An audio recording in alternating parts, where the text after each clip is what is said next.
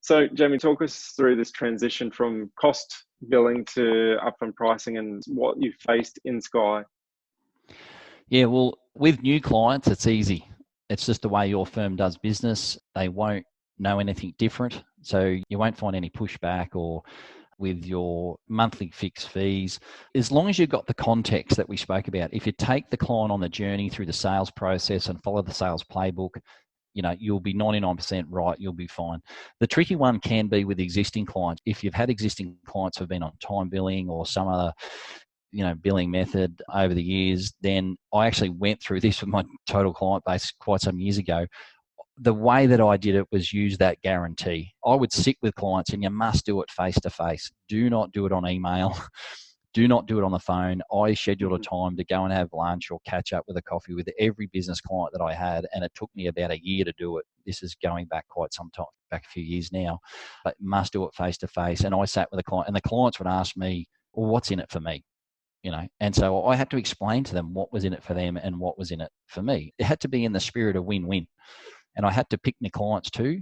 Some clients are crystal glass, some are rubber cup. So you wouldn't want to go to a client if you wanted a total upfront payment, for example, and they'd always paid you in arrears and the emotional bank account was negative. You're asking for trouble. They're all the things to remember. The new clients, it's easy. The existing clients who would change, you must get your approach right. Like Ed says, it's always in the how. How do I go and take the client from the old way to the new way? And must be face to face, must be win-win spirit, and just be assertive and articulate, why you want to move this way and what's in it for the client. Why do they win? Absolutely. Why do they win? What if clients object to annual contracts?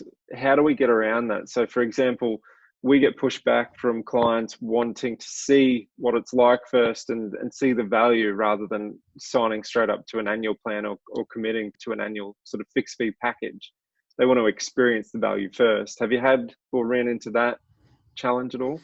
Yeah, look, what you could do is you could roll out the whole process, and it's an important point. So say, for example, that you bought a parcel of fees and bought a firm and they were all on time billing.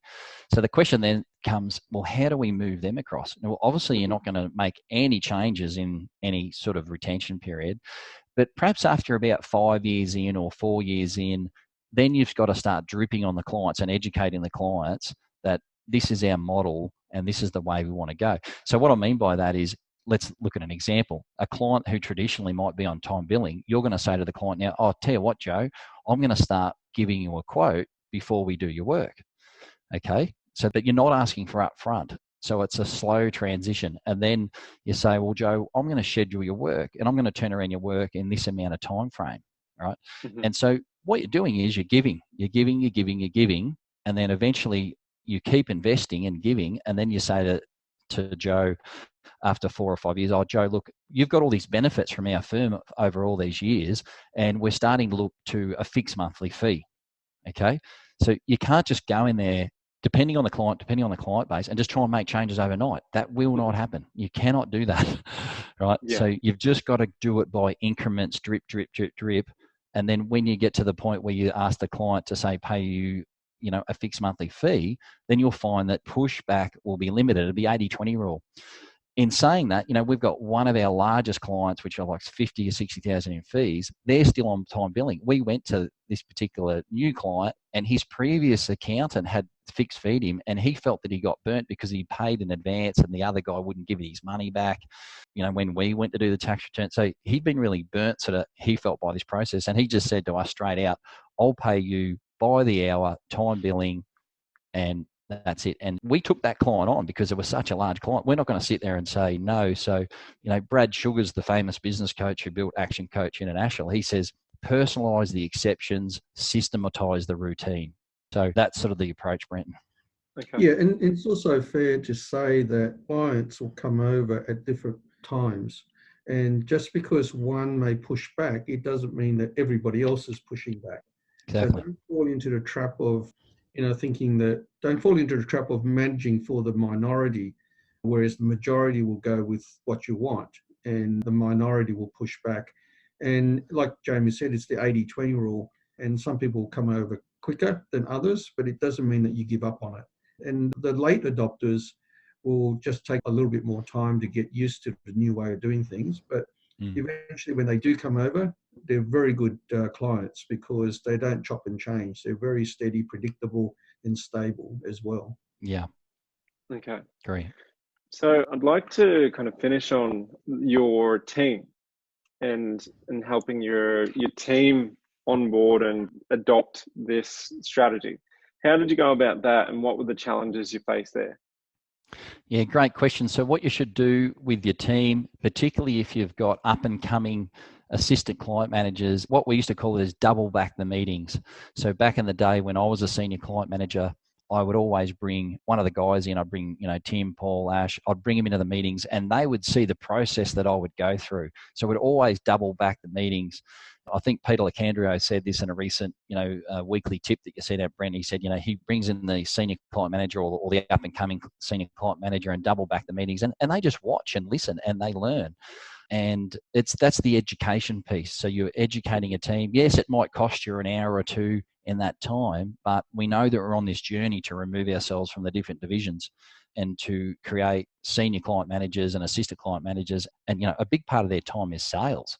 A big time of the part is the sales process. So with my guys, I've seen them at times like miss a step in that sales playbook. And every time I missed a step in that sales playbook, I saw that it limited our ability to convert the client, or we always left money on the table, or we left a package that should have been taken up when we didn't quote the bookkeeping. And then we found out later that they actually wanted it because a week later they weren't happy or something.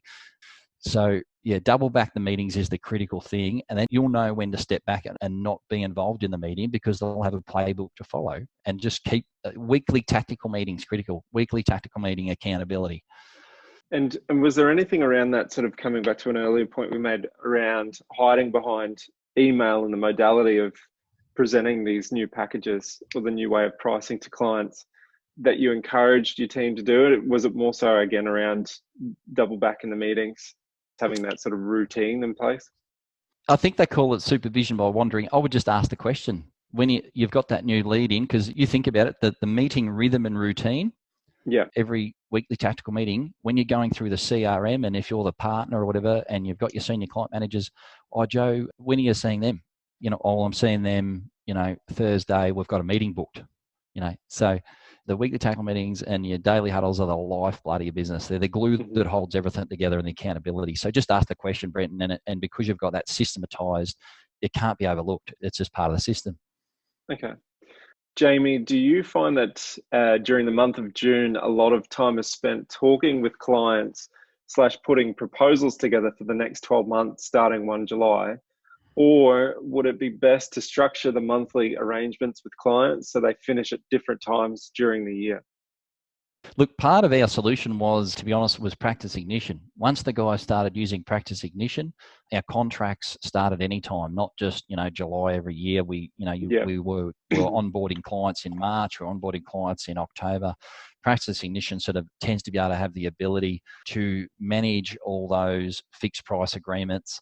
And the second point to mention there is some of the advice that I find really helpful that comes out of the Linked Academy with Will and Ruben. Some of that stuff I haven't seen before, and if the Wise Tribe, have a look at that. But they have some great advice on how to structure your fixed price agreements versus your time billing, and keep a handle on the WIP and the write-ups and the write-offs and all that type of thing, because, as your firm gets bigger, you've got to try and be all over those KPIs as well. Okay. Anything to add on that one, Ed? You're a little bit more removed from that process, but I think on the team side of things, any suggestions? As the leaders of the organisation, your job is constantly to educate and train. Mm-hmm. And the more training and educating you can do, you're investing into your balance sheet, you're investing into your people. But if you're there grinding the work and doing the P&L stuff, then you're not investing in your balance sheet. So like our partners don't charge out any time, because all their time is balance sheet kind of stuff. And they get their staff to do the P&L stuff. They're the ones that earn the income for the business and do the charging at the time, whereas the partner, making sure that you build an extraordinary system and don't build around yourself. And that's the biggest mistake people make. Yeah. Absolutely. I think the biggest tip takeaway is do your own sales playbook. Like have one of your agenda items or your projects as your own sales playbook for your firm, and test and measure it. That's Absolutely. the biggest source. So thanks, guys. Great session together. Really appreciate, as always, gents, your sharing. Wishing you all a nice afternoon. All right. Thanks, Brenton.